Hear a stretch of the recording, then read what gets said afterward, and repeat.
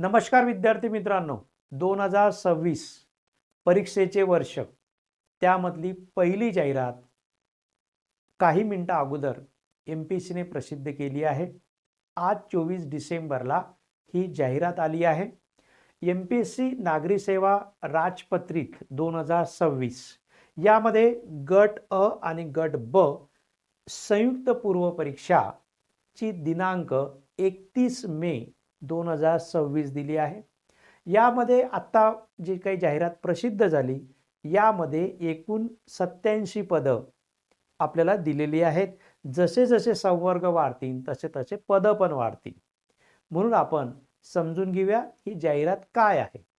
जी जाहिरात प्रसिद्ध झाली आहे त्यामध्ये गट अ आणि गट ब संयुक्त पूर्व परीक्षा जे 31 मे 2026 आपल्याला दिसत आहे।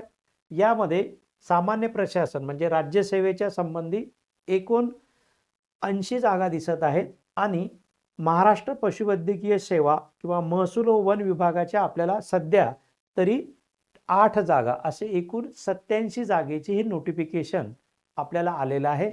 जसे जसे संवर्ग यामध्ये ॲड होतील तशा जागा पण वाढतील। म्हणून विद्यार्थ्यांनी जे 2026 परीक्षेचे जे वर्ष म्हटलं त्यातली ही पहिली जाहिरात आलेली आहे। यावर विशेष लक्ष ठेवायचं आहे। यामधले अधिक डिटेल आपण पुढच्या लेक्चरला बघू। धन्यवाद।